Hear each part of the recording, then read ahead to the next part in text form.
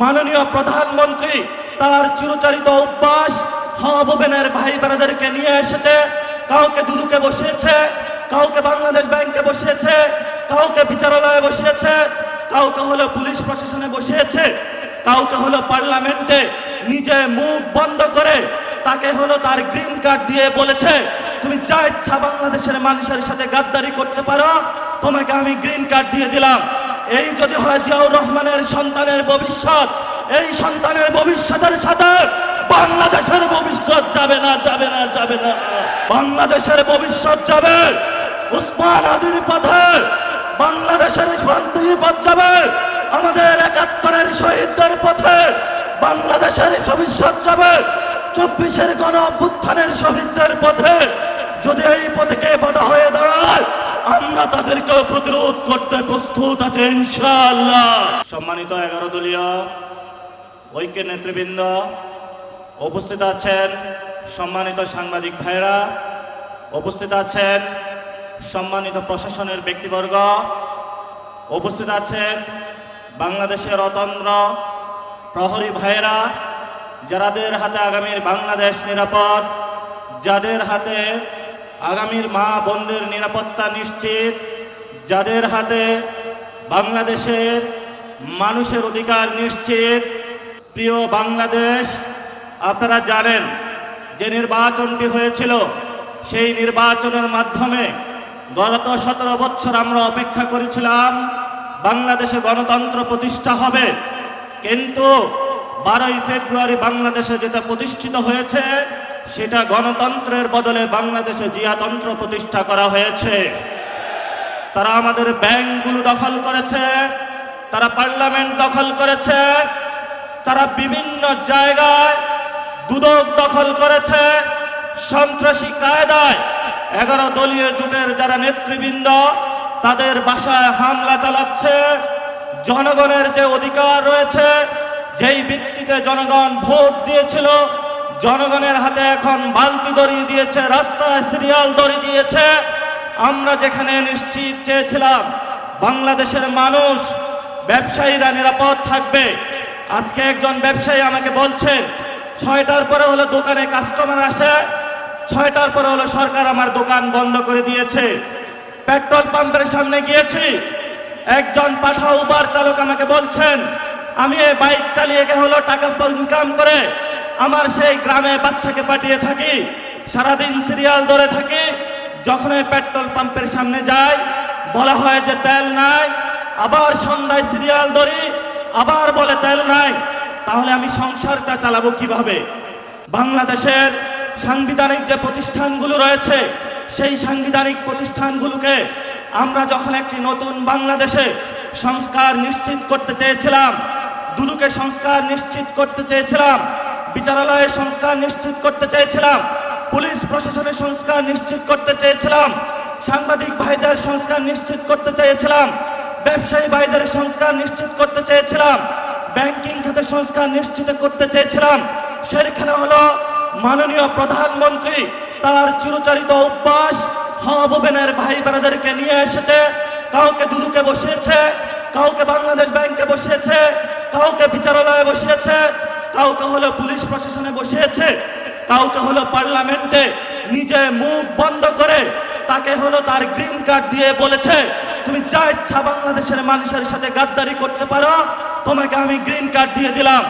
এই যদি হয় জিয়াউর রহমানের সন্তানের ভবিষ্যৎ, এই সন্তানের ভবিষ্যতের সাথে বাংলাদেশের ভবিষ্যৎ যাবে না, যাবে না, যাবে না। বাংলাদেশের ভবিষ্যৎ যাবে উসমান আদির পথে, বাংলাদেশের শান্তির পথ যাবে আমাদের ৭১-এর শহীদদের পথে, বাংলাদেশের ভবিষ্যৎ যাবে ২৪-এর গণ অভ্যুত্থানের শহীদদের পথে। যদি এই পথে বাধা হয়ে দাঁড়ায়, আমরা তাদেরকে প্রতিরোধ করতে প্রস্তুত আছে ইনশাআল্লাহ। আমরা সেই দিন শাহবাগে দাঁড়িয়েছিলাম, সরকারকে আলটিমেট দিয়েছিলাম আমরা কালকে কাউরান বাজার যাচ্ছি, এর পরের দিন ফার্মগেট যাচ্ছি, এর পরের দিন গণভবন যাচ্ছি। সরকার কর্ণপাত করে নাই, আজকে আমরা পল্টন মোড়ে দাঁড়িয়েছি। আপনাদের জানাশোনা থাকার কথা, ইলেকশনের পরে আমাদের 11 দলীয় জোটের প্রথম প্রোগ্রাম বাইতুল মোকাররমে হয়েছিল। আজকে আমরা আরেকটু এগিয়ে এসে এখানে প্রোগ্রাম করেছি। ইনশাআল্লাহ আমাদের এই মিছিল যদি সরকার সঠিক পথে না আসে, জনগণের গণভোটের রায় বাস্তবায়ন না করে, সংস্কার প্রক্রিয়া বাস্তবায়ন না করে, জনগণের অধিকার নিশ্চিত না করে, দ্রব্যমূল্যের দাম না কমায়, জ্বালানি সংকটের নিরসন না করে এবং বিচারালয় থেকে শুরু করে সকল যে জায়গায় সরকার গুন্ডা সন্ত্রাসী হাওয়া লোক বসিয়েছে, গণতান্ত্রিক প্রক্রিয়ায় সরকারের সেই প্রতিষ্ঠানগুলোকে জনকাছের কাছে যদি ন্যস্ত না করা হয়, আমাদের এই মিছিল পরবর্তীতে কাকরাইল যাবে। এক এক করে সরকার যে পরিকল্পনা করছে বাংকার বানানোর জন্য, আমরা সেই বাংকারে গিয়ে উপস্থিত হয়ে বলবো বাংলাদেশ স্বাধীন। সেই স্বাধীনতার আওয়াজ দিয়ে আমাদের এই মিছিল চলবে, আজাদির সংগ্রাম চলবে। আপনারা দেখেছেন পার্লামেন্টে আমরা যেমন ডিসিপ্লিন, রাজপথেও ডিসিপ্লিন। সরকারের প্রশাসনের ভাইদেরকে বলবো আমরা এখানে ডিসিপ্লিন কায়দায় আছি, ভবিষ্যতেও থাকবো। অতীতে যেই ধরনের জনহয়রানিমূলক প্রোগ্রামগুলোতে কোনো কর্মসূচি আপনারা বাস্তবায়ন করেছেন, সেইভাবে যদি কোনো কিছু করা হয় আপনাদের সাথেও আমাদের প্রতিহত হবে ইনশাআল্লাহ। আপনারা আমাদের ভাই যারা মিডিয়া পাড়ায় আছে, আমরা জানি আপনাদের যারা মালিকবৃন্দ রয়েছেন অনেক জায়গায় গিয়ে তারা তাদের আত্মসমর্পণ করেছেন, কিন্তু যারা সাংবাদিক ভাইরা যারা আপনারা আজকে এখানে ক্যামেরা ধরে আছেন, যারা রিপোর্টিং করছেন, যারা স্টাফ রিপোর্টার আছেন, যারা বিভিন্ন নিউজে এক্সিকিউটিভ পদে আছেন, আপনারা কিন্তু কারো কাছে মাথা বিক্রি করেন না, এটা আমরা জানি। আপনারা শহীদদের পথে আছেন, আপনারা আহতদের পথে আছেন, আপনাদেরও লড়াই জারি থাকবে। সচিবালয়ে যারা আছেন, আপনারা রাজপথে যেই মানুষগুলো যুদ্ধে অবতীর্ণ হয়েছে এবার তাদের সাথে থাকবেন।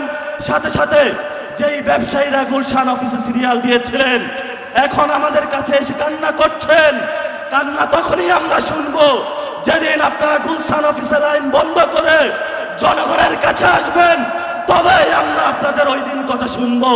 তারেক রহমানের কাছে আপনারা বর্গা দিয়েছেন, সকল প্রোডাক্ট কিন্তু তারেক রহমান কিনতে পারবে না।